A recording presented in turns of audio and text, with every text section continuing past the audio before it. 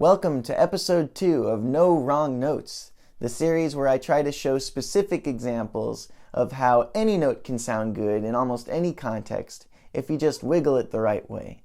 And today I'm going to show a number of techniques you can use to make out-of-key notes sound good in a melody. So let's get a little backing track going.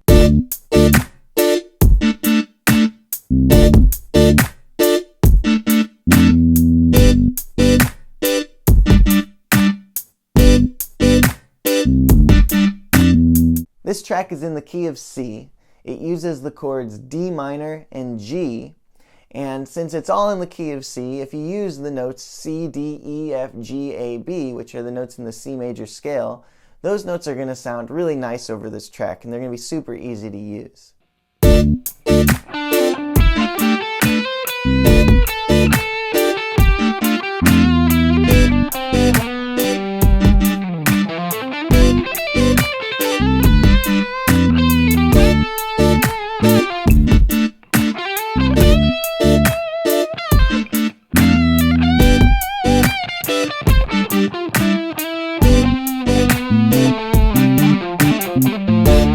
In that example, I used the 7 notes from the C major scale, but there are 12 possible chromatic notes. So what happens to those other 5 notes? Now those other 5 notes, those are the spicy boys.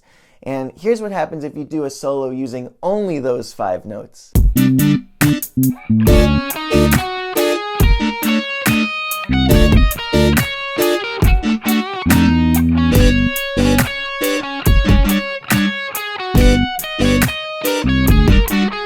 If you use those 5 notes by themselves, it's sort of like eating a hot pepper straight and then guzzling a gallon of salt water. It's way too much. And if we take this food analogy a little further, of course, you could use the right amount of salt and the right amount of spice to make a dish a lot better. And that's true for these 5 notes too. You can make your music have a layer of intrigue and mystery that you never anticipated if you use these 5 notes the right way. So here are a few techniques that I'm going to demonstrate a bit that allow you to use those 5 notes. We'll call them the 5 dope notes to be positive here.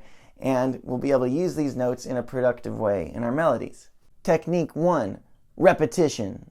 Listen to what happens if I play a dope note and then repeat it a few times with some chutzpah.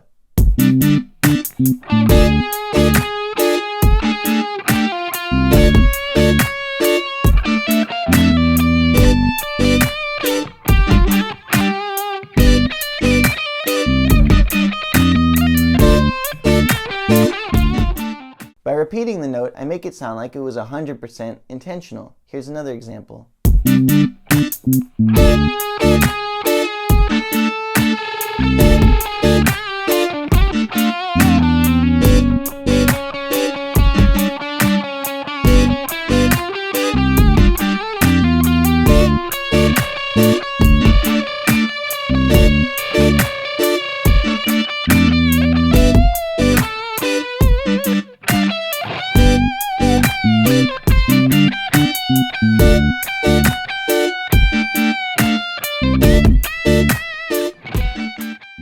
Not only am I repeating the note, but I'm using dynamics and a lot of articulation to make the note kind of come alive.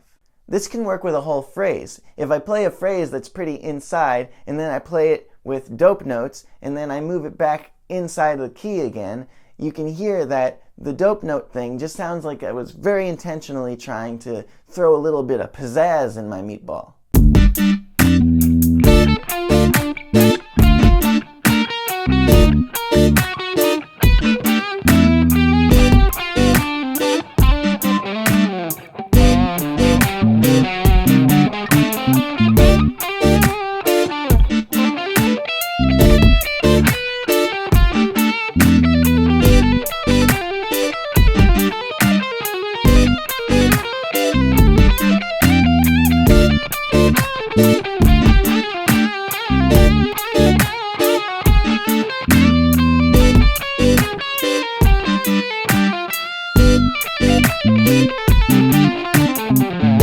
This brings us to the second technique, symmetry.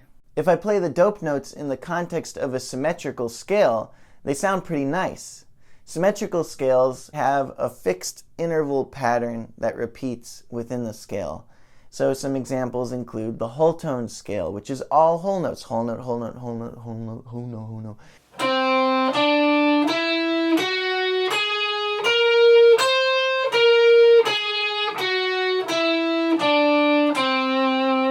And the chromatic scale, which is just half steps.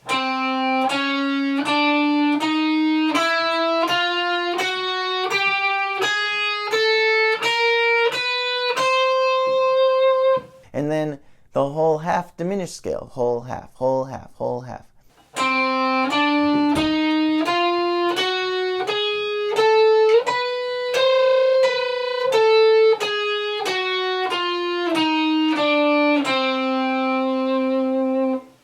Or the half whole diminished scale, half whole, half whole.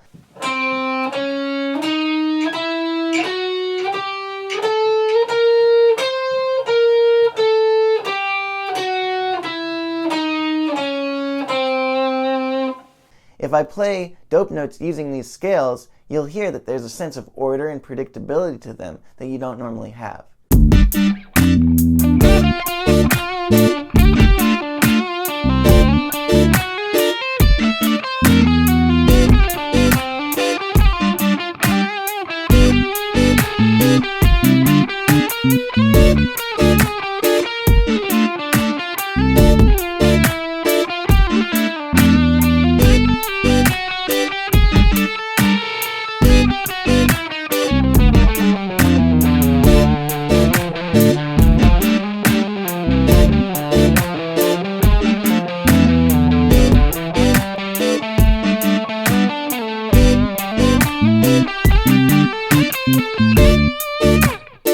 Technique 3, resolving on chord tones. In this technique, you can play any poopy phrase you want as long as you resolve on a chord tone that's in the chord that is currently being played in the backing track. So I'm going to play a bunch of mushy, grumbly, poopy stuff, but then I'm going to resolve on either G, B, or D, which are the 3 notes in the G major chord in this backing track.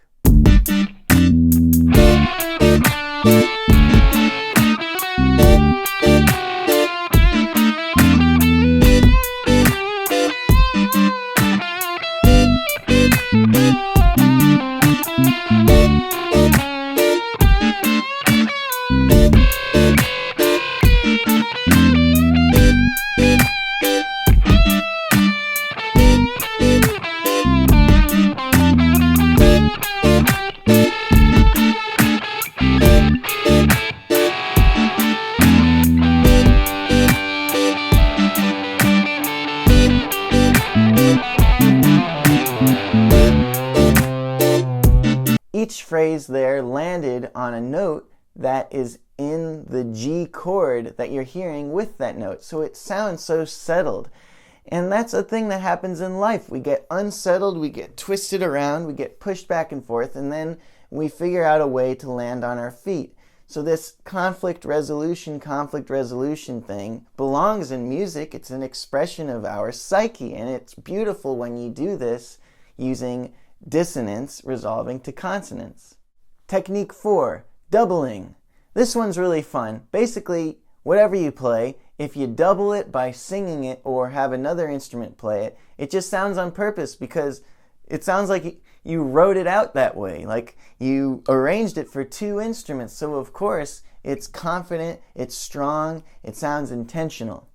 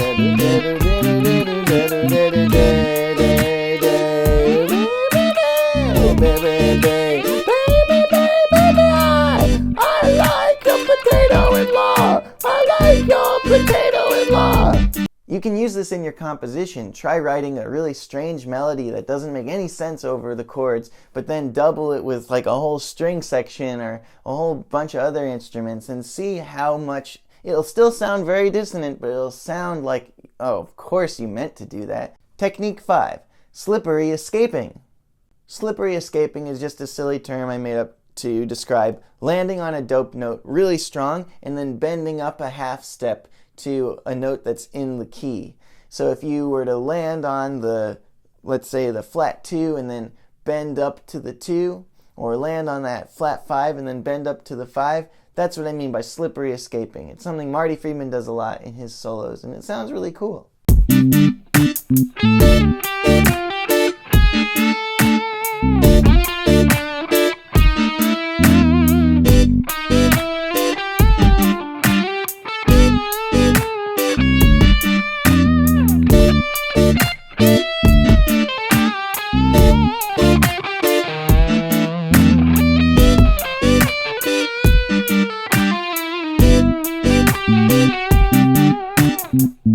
You've probably tried a number of these techniques already or knew about them intuitively, but I want to suggest that you can actually go in and practice these techniques very specifically and see how many different ways you can make these appear in your soloing.